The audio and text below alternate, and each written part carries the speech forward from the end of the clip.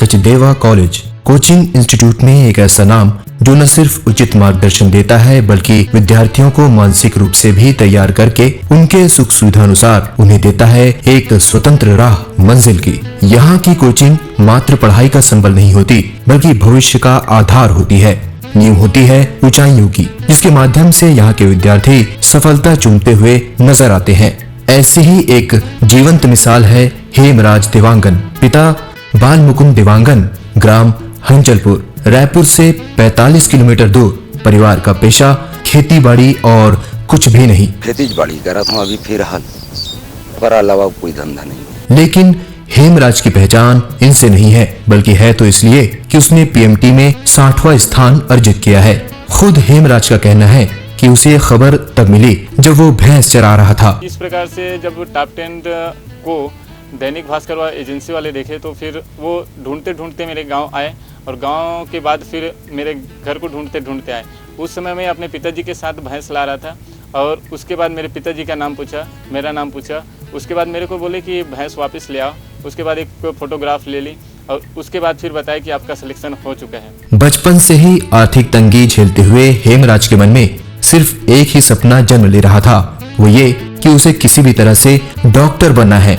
अपनी ओर से उसने प्रयास भी किए। सन 2005 में पीएमटी की एग्जाम दिया जिसमें मेरा 2033 रैंक था, कारण से मैं नहीं कर पाया। लेकिन हेमराज का मित्र जो खुद सचदेवा कॉलेज से कोचिंग ले रहा था, उसके कहने पर उसने सचदेवा से कोचिंग लेने की इच्छा जताई। लेकिन समस्या जस की तस, आर्थिक तंगी। सचदेवा के डायरेक्टर से बात की गई।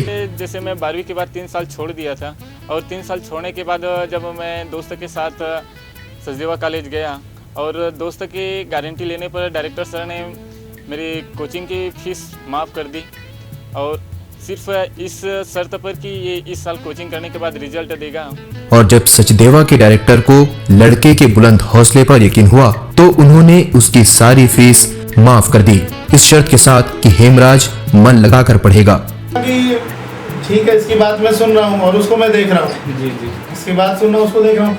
उसको देखने में उसके चेहरे में भी कोई ऐसा भाव नहीं आ रहा कि वो कुछ अपने आप को शो कर सके कि नहीं मैं कर सकता हूँ, मैं काबिल तारीफ हूँ या मेरे में दम है, वो भाव नहीं आ रहा था। मैंने 1 मिनट सोचा, मैंने कहा कि क्यों भाई, कैसा तुम कैसे करोगे, बहुत कठिन कंपटीशन होता है। तो पता नहीं सर मैं करूँगा नहीं। तो फिर मैंने कहा चलो ज्वाइन कर लो। अच्छा, उसके बाद मैं बोलता हूँ ना कि कई बार ईश्वर कुछ करता है किसी के लिए, मतलब मुझे कहीं आवाज़ नहीं हो रहा था कि मैंने किया कुछ। और मैंने कहा कि ठीक है चलो तुम टेस्ट सीरीज में शामिल हो, और तुम शामिल हो मतलब तुम ज्वाइन करो और करके दिखाओ। और वो सिलेक्ट टेस्ट सीरीज में शामिल हुआ, उसने पोजीशन लाई। पोजीशन लाने के बाद फिर हम लोग पूरे साल में ऑब्जर्वेंस में रखे उसको। ऑब्जर्वेंस मतलब हम लोग देखते थे कि वो क्या कर रहा है। हम लोग रेगुलर काउंसलिंग भी नहीं करते थे।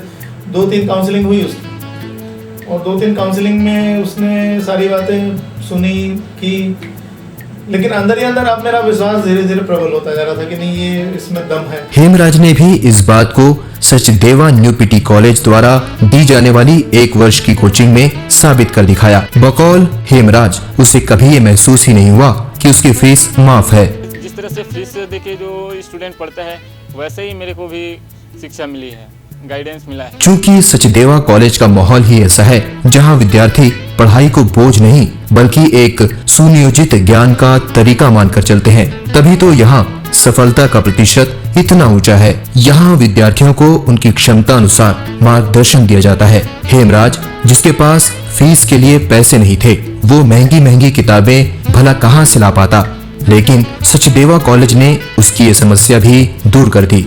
सचदेवा से उसे किताबें भी मिली, नोट्स भी मिले और मिला गुरुओं के आशीर्वाद के साथ सच्चा मार्गदर्शन और ज्ञान। सचदेवा कॉलेज के डायरेक्टर सर और वहाँ के फैकल्टी मेंबर्स ने मेरे को गाइड किए।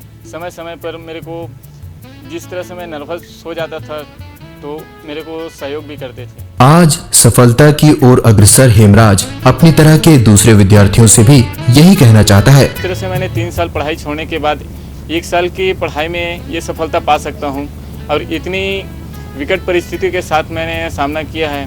तो उन स्टूडेंट जो कि अभी अच्छी सुविधाओं के साथ हैं, हॉस्टल में रहते हैं, मेस में खाना खाते हैं, तो इस तरह से इतनी सुविधाओं के साथ है, उन स्टूडेंट तो मेरे से अच्छे हैं, अच्छी सुविधाओं से युक्त है और अच्छे से पढ़ाई करके अच्छे से मेरे से अच्छे अंक ला सकते हैं। छोटी सी झोपड़ी में एक बड़े परिवार के साथ गुजर बसर करने वाले हेमराज ने तो सिर्फ सपना ही सजाया था मेडिकल लाइन चुनने का, लेकिन उसके सपने को सच कर दिखाया सचदेवा कॉलेज ने। चिरंजीव जी ने मेरे कोचिंग की फीस माफ़ कर दी और मैंने 1 साल की कोचिंग किया। तो इस तरह से जैसे डायरेक्टर सर ने ना कह देता तो मेरे लिए फिर कोई दूसरा उपाय नहीं था पढ़ाई का। ऐसे भी आर्थिक प्रॉब्लम से वो सक्षम था नहीं, तो इस तरह से ना बोल देता तो मैं अभी खेती करते रहता, ये सफलता मेरे को नहीं मिलती। और इस तरह से मैं अपने इस डॉक्टर बनने के मुकाम में जा रहा हूँ, ये पूरा नहीं हो पाता। और तो और जब मेडिकल कॉलेज में चयन हो गया तो हेमराज के पास मेडिकल कॉलेज की फीस जमा करने के लिए भी पैसे नहीं थे। सचदेवा न्यू पीटी कॉलेज द्वारा हेमराज देवांगन की 1 वर्ष की फीस जमा की गई। और इस प्रकार सिलेक्शन के बाद जब मेरे फीस की चिंता उसके सामने व्यक्त किया तो उसने 1 साल की पढ़ाई की फीस मुझे दी। तो इस तरह से मेरे लिए बहुत ही सहायता किया। यदि डायरेक्टर सर नहीं होते, सचदेवा कॉलेज नहीं होते तो मैं डॉक्टर बनने का सपना पूरा नहीं कर पाता। सच, हेमराज के परिवार की आंखों में आज खुशी के आंसू हैं, तो होठों पर ढेर सी मुस्कान कि उनका बेटा डॉक्टर बनने की राह पर चल पड़ा है और उस राह में उसे लाने वाला उसका ही नहीं उसके पूरे परिवार का हमसफर रहा सचदेवा न्यू पीटी कॉलेज। मोर बहुत सुंदर आशीर्वाद है बेटा डॉक्टर बनी और बेटा डॉक्टर बन के का आशीर्वाद थे। बहुत मैं खुश हूँ और आशीर्वाद देवा तुम भाई। जैसे कोई अनुमानित नहीं लगा रहे हमें कि हेमराजा के डॉक्टर बन जाएगी। तभी तो घर के लोग सचदेवा कॉलेज को एक संस्था न मानकर पढ़ाई का एक ऐसा मंदिर मानते हैं जहां विद्या की पूजा होती है। सचदेवा तो वैसे मोर ख्याल से पढ़ाई के ऐसे बहुत ही अच्छा ही है। सचदेवा कॉलेज में भिलाई में पढ़त रही और वहाँ का प्रसाद इतनी मिठास लिए होता है कि पूरे समाज को अपनी मिठास से सराबोर कर संचार करता है नई आशा, नए विश्वास और सच्चे मार्गदर्शन का। धन्यवाद सचदेवा। सवारी जिंदगी को